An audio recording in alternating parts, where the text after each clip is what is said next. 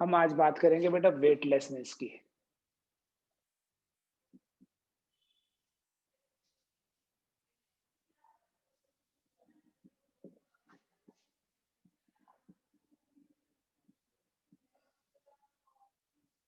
Weightlessness इन satellites. हमने, अगर आपको याद हो, तो हमने वेटलेसनेस पहले भी पढ़ा हुआ है। लॉज ऑफ मोशन में भी पढ़ा था वेटलेसनेस वाली सिचुएशन। किसी फ्रीली फॉलिंग लिफ्ट के अंदर बॉडी का इफेक्टिव वेट 0 होता है। So in a freely falling lift there is weightlessness. And अभी हम बात कर रहे हैं सैटेलाइट की। और जब हम ये वेटलेसनेस की बात करते हैं, बेसिकली बेटा वो आर्टिफिशियल सैटेलाइट होता है जिसमें वेटलेसनेस होती है। Inside an artificial satellite there is always situation of weightlessness. क्योंकि जो अगर एक लाइन में आंसर देना है तो ये आंसर है, a satellite is a freely falling object, so inside an artificial satellite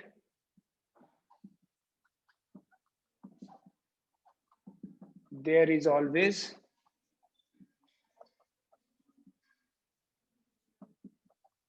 weightlessness। किसी भी आर्टिफिशियल सैटेलाइट के अंदर हमेशा वेटलेसनेस होती है, क्योंकि जो आर्टिफिशियल सैटेलाइट है वो एक फ्रीली फॉलिंग ऑब्जेक्ट होता है। ठीक है, फ्री फॉल क्या हुआ, देखो ये मान लेते हैं ये अर्थ है हमारे पास, तो ये यहाँ है सैटेलाइट, तो ऐसे जा रहा है ना सैटेलाइट। सैटेलाइट की ये वेलोसिटी है, बट अर्थ की ग्रेविटेशनल फोर्स के कारण यहां नहीं जाके यहां गिर पड़ता है। तो ग्रेविटेशनल फोर्स ही तो ग्रेविटी के लिए भी रिस्पॉन्सिबल है। यहाँ है, यहाँ है, हर कहीं जब ऐसे जाने लगा, वेलोसिटी टेंजेंशियल होती है, ये इधर खींचते हैं, तो यहाँ से यहाँ जाने के बजाय वो यहाँ गिर पड़ता है। तो ये बार बार गिरते गिरते क्या होता है, उसका सर्कल कंप्लीट हो जाता है। And that is why it is always a freely falling object, and in a freely falling object there is weightlessness. लेकिन क्या मून के ऊपर भी वेटलेसनेस है? मून भी तो एक सैटेलाइट है। मून के ऊपर वेटलेसनेस नहीं है, क्योंकि मून की अपनी भी तो ग्रेविटी होती है। मून का अपना ग्रेविटेशनल फील्ड है। हमारे आर्टिफिशियल सैटेलाइट का अपना ग्रेविटेशनल फील्ड नहीं होता है, क्योंकि उसका मास बहुत ही कम है। मून का मास अर्थ के मास से तो कम है, बट निग्लिजिबली स्मॉल नहीं है, निग्लिजिबल नहीं है। Moon has its own gravity, so moon has its own gravitational field. And moon के ऊपर हमारी बॉडी का वेट कम तो हो जाता है, we know it becomes 1/6, but 0 नहीं होता है। सपोज ये कोई आर्टिफिशियल सैटेलाइट है,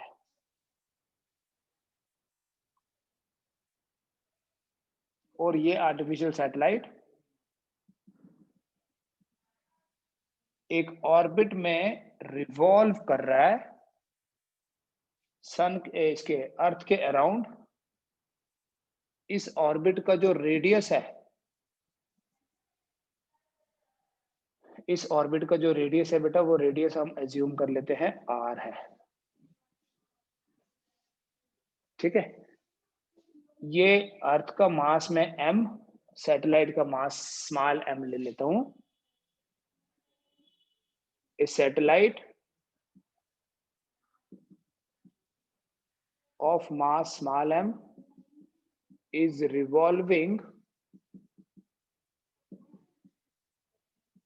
around a planet of mass capital M in a circular orbit of radius r। एक सैटेलाइट को वेलोसिटी दे दी, फॉर एग्जांपल हमने v, ये घूम रहा है in a circular orbit of radius r। इस सैटेलाइट को सेंट्रीपिटल फोर्स जो मिलेगी वो प्लेनेट की ग्रेविटेशनल फोर्स से मिलेगी। सो हम बोलेंगे therefore m v square by r is equal to g mm by r square। एक m कैंसिल कर लेता हूँ, v स्क्वायर बाय r रहने दूंगा मैं, v स्क्वायर बाय r ही मैं आगे यूज कर लूंगा। ऐसे तो मैं यहाँ r भी कैंसिल कर सकता था, but v square by r को मैं यहाँ रखता हूँ। v square by r is equal to gm by r square. एक सैटेलाइट है जिसका मास है m, ये रिवॉल्व कर रहा है किसी प्लेनेट के अराउंड, तो उसको रिवॉल्व करने के लिए सेंट्रीपिटल फोर्स कहाँ से मिलेगी? प्लेनेट की ग्रेविटेशनल फोर्स। मान लेते हैं बेटा इस सैटेलाइट के अंदर एक वेइंग मशीन है और उस वेइंग मशीन के ऊपर कोई देयर इज सम पर्सन, ठीक है। तो ये पर्सन का वेट होगा towards the centre of earth, और ये वेट बेसिकली है क्या? ग्रेविटेशनल फोर्स ही है, और इसका रिएक्शन मिलेगा ये आर। किसका रिएक्शन? जिस भी सरफेस के ऊपर वो खड़ा है उस सरफेस का रिएक्शन। तो हमारी जो पहली इक्वेशन है वो है v square by r is equal to G M by are square. मैं यूज करूंगा इसको। Let m dash be the mass of a person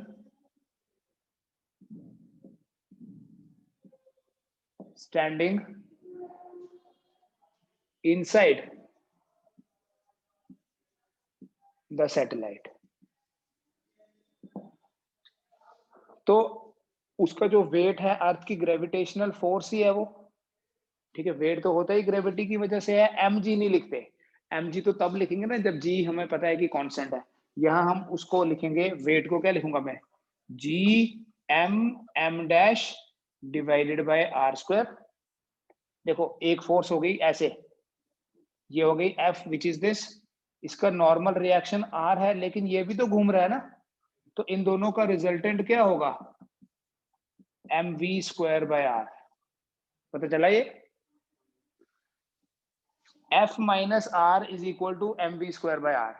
net force जो होगी उस पर्सन के ऊपर, that will be the centripetal force, और centripetal force तो m v square by r होती है, बट नेट फोर्स क्या है? एक तो ग्रेविटेशनल फोर्स है और एक रिएक्शन है, तो एफ माइनस आर, जैसे हम लिखते भी थे पहले वन डायमेंशनल मोशन या टू डायमेंशनल मोशन में, तो यहां भी वही है, क्योंकि net acceleration is v square by r, तो मास एम डैश है, तो ये एम इंटू ए ही है बेसिकली।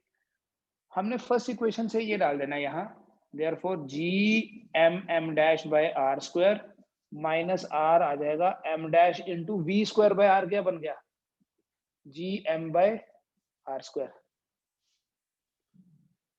इस आर को उधर शिफ्ट कर दो, G M into M dash by are square minus G M into M dash by are square equals to R, which means that R is equal to 0। करके देख लो। Therefore, the effective weight of person, therefore apparent weight बोलते हैं इसको, the apparent weight of a person inside the satellite is equal to 0। apparent weight of the person inside the satellite will be 0, and that is why हम ये बोलेंगे कि inside the satellite there is weightlessness। बेटा जो weightlessness है ये तो prove हो गया, बट इस वेटलेसनेस की बहुत सारी प्रॉब्लम्स हैं। Weightlessness is not a good thing. What are the problems? Weightlessness से क्या होगा? बॉडी का इफेक्टिव वेट 0 हो जाएगा, तो द एस्ट्रोनॉट जो सैटेलाइट के अंदर होगा ना कोई, वो he can not walk freely कि वो जाएगा और कोई काम करके आ जाएगा। Every time he has to hold the walls, hold the some poles या जो भी वहां उसको मटेरियल मिलेगा, अदरवाइज he'll fly off। वो ऐसे ऐसे करके चलेगा पूरा। उसका इंटरनल जो नर्वस सिस्टम है ना, that will also become weak, because blood का सर्कुलेशन प्रॉपर नहीं होगा, लोअर पार्ट में ब्लड कम जाएगा, ब्लड ऊपर ऊपर उठेगा, ठीक है। तो जो ये एस्ट्रोनॉट्स होते हैं, they are not physically very healthy, they are doing scientific work, they are sacrificing their life at the cost of this, they become very weak। उनका immune system as well as उनका जो nervous system है वो कमजोर पड़ जाता है because of this weightlessness. If an astronaut lives inside the satellite for a longer time, तो उसकी हेल्थ जो है वो डिटरेट हो जाती है, वो बीमार भी पड़ सकता है, समटाइम्स डेथ हो जाती है एस्ट्रोनॉट्स की। ठीक है, it is not good thing. And moreover normal food नहीं ले सकते आज के टाइम में। तो what they do, they take like multivitamin या मल्टी मिनरल कैप्सूल्स ले लेते हैं। पहले क्या होता था, ये they use to have food in the form of like toothpaste tube में पैक किया, उसको मुंह पे रखते थे एंड प्रेस करते थे, चल खा लिया। ठीक है, because they can not like put the chapati on the Tawa and वो चपाती तो ऊपर चले जाएगी वेटलेसनेस की वजह से। ठीक है, तो उनका नॉर्मली खाना खाने का सिस्टम जो है वो पूरा सिस्टम अपसेट हो जाता है। ठीक है, इसके अलावा कुछ एक्सपेरिमेंटल प्रॉब्लम्स हैं। आपको पता है कि किसी भी सिंपल पेंडुलम का टाइम पीरियड ये होता है, बट इनसाइड द सैटेलाइट जब ये हमारा इफेक्टिव वेट जीरो हो गया, ये जीरो हो गया, तो time period will become infinite. इसका मतलब ये हुआ कि एक पेंडुलम क्लॉक जो है वो ऑसिलेट नहीं करती है inside the satellite. Pendulum clock will not oscillate. उसको क्लॉक को अगर हम ऐसे हिट करते हैं वो वहीं रहेगी जहां है। टाइम पीरियड इनफिनाइट मतलब frequency zero. Frequency zero means the pendulum will not oscillate inside the satellite. ठीक है, तो ये वेटलेसनेस है। इसके अलावा हमारा बेटा थोड़ा सा आइडिया ले लेंगे अबाउट ए टेक्निक जिसको बोलते हैं रिमोट सेंसिंग। रिमोट सेंसिंग क्या होता है बेटा? ये जो वर्ड है रिमोट सेंसिंग, आप इस वर्ड को देख के ही आइडिया लगा सकते हैं कि रिमोट सेंसिंग क्या होगा। रिमोट होता है दूर, दूर से सेंस करना। Remote sensing is a kind of photography. दूर से फोटो क्लिक करता जाता है सैटेलाइट। ये हमारे जो रिमोट सेंसिंग सैटेलाइट्स होते हैं, these are actually low altitude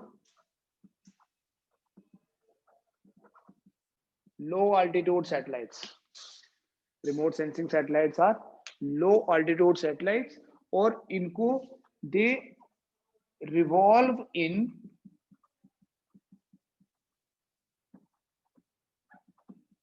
polar orbits। ठीक है, लो अल्टीट्यूड मतलब कितना, 200 से 400 किलोमीटर तक ही होती है इनकी हाइट।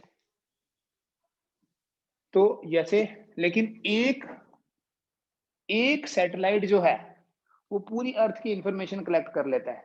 ये जैसे देखो अर्थ है और ये रिमोट सेंसिंग सैटेलाइट है, तो रिमोट सेंसिंग सैटेलाइट ऐसे घूमता रहेगा। तो अर्थ लेकिन यहाँ नहीं ना, अर्थ तो रोटेट कर रही है अपनी एक्सिस में भी। तो अगर इसने रिमोट सेंसिंग सैटेलाइट ने पहले यहाँ से पिक्चर क्लिक करी थी, तो नेक्स्ट टाइम वो यहाँ से करेगा, तो नेक्स्ट टाइम आएगा तो यहाँ से करेगा। लो अल्टीट्यूड सैटेलाइट्स होते हैं, आपको पता है जितना जितना हाइट कम होगा ना सैटेलाइट का, टाइम पीरियड उतना ज्यादा। टाइम पीरियड डायरेक्टली प्रोपोर्शनल है हाइट के, हमने ये कैलकुलेट किया हुआ है। जितनी ज्यादा हाइट होगी टाइम पीरियड उतना ज्यादा। हाइट कम, टाइम पीरियड कम। टाइम पीरियड कम मतलब the satellite will move very slowly ऐसे।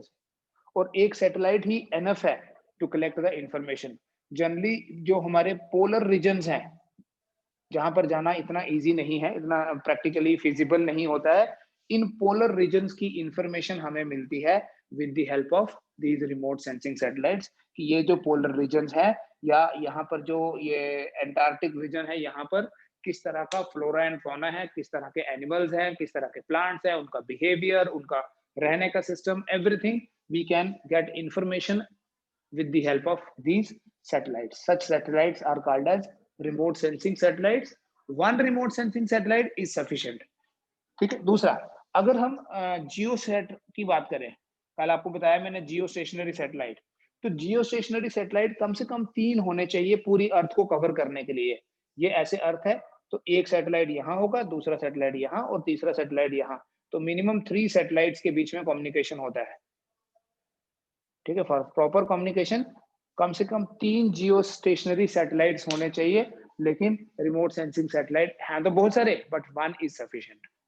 ठीक है, तो इसी से आपको ये भी पता चलेगा कि सैटेलाइट का बेसिक पर्पस क्या होता है। सैटेलाइट का पर्पस रिमोट सेंसिंग है। ठीक है, सैटेलाइट का पर्पस है to collect information about various places on earth जहां जाना इजी नहीं है। सैटेलाइट का पर्पस वेदर फोरकास्टिंग है। वेदर फोरकास्टिंग में क्या करते हैं, सैटेलाइट एटमॉस्फेयर के अपर लेयर्स की फोटोग्राफ क्लिक कर करके सेंड करते रहते हैं टू द अर्थ।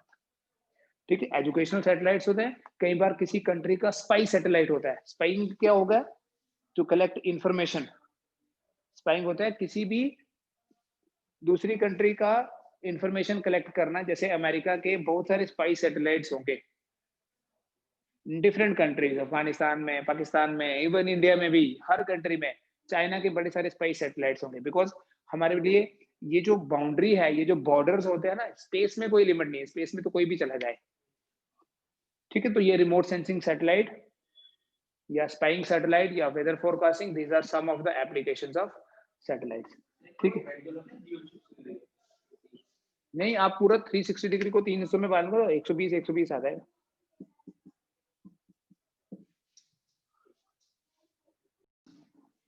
देखो बेटा, क्वेश्चन क्या है, हमने ये पढ़ा कि अगर ये अर्थ है, अर्थ का सरफेस है, यहां तक है अर्थ का ग्रेविटेशनल फील्ड। अगर हम किसी बॉडी को एस्केप वेलोसिटी से लॉन्च करते हैं तो वो यहां पहुंच जाता है, यहां उसकी वेलोसिटी 0। अगर एस्केप वेलोसिटी से ज्यादा वेलोसिटी से लॉन्च करेंगे तो वो यहां से आगे निकल जाएगा। हमने फॉर्मूला डिराइव किया था वेलोसिटी एट इन्फिनिटी। अगर एस्केप वेलोसिटी से कम वेलोसिटी देंगे, v जो है that is less than escape velocity, तो वो किसी पर्टिकुलर हाइट पे जाके रुक जाएगा। और जब वो ग्रेविटेशनल फील्ड के अंदर ही रुका तो it will fall back on the surface of earth. तो कितनी हाइट से जाएगा? देखो, हम इस तरह का क्वेश्चन जब मैकेनिक्स में करते हैं, वर्क एनर्जी पावर में करते हैं, तो सिंपली ये बोलते हैं कि कितनी हाइट तक चला जाएगा, v²/2g तक चला जाएगा। याद है? लेकिन यहाँ क्या करेंगे, यहाँ ये वाला फॉर्मूला नहीं लगा सकते, क्योंकि ये तो स्मॉल हाइट्स के लिए, यहाँ तो बड़ी ज्यादा वेलोसिटी दे रहे ना। Total energy on the surface of earth कितनी है? हमने अगर उसको वेलोसिटी v दी है, total energy on the surface of earth will be 1/2mv² plus minus g/m/r। This is potential energy on the surface. ऐसे तो r+h होता है, बट जब हम अर्थ के सरफेस पे हैं तो h0। फिर total energy at height h। बेटा अगर ये सैटेलाइट h हाइट तक गया तो h हाइट तक जाने से धीरे धीरे इसकी पोटेंशियल एनर्जी बढ़ रही है, बट वेलोसिटी कम हो रही है। तो at the highest point it will stop. तभी तो बोलेंगे यहां तक ही गया, तो वहां पर उसकी जो एनर्जी होगी वो होगी -gmm/r+h+0। काइनेटिक एनर्जी वहां 0 हो जाएगी। तो अगर आपको ये मैक्सिमम, ये कितनी हाइट तक गया वो पता करना है, तो आप इन दोनों को इक्वेट कर दो। देयरफॉर एनर्जी कंजर्वेशन लगाना है ना, 1/2mv² -gmm/r is equal to gmm/r+h। इसको आप सॉल्व करके जो h है वो निकाल सकते हो।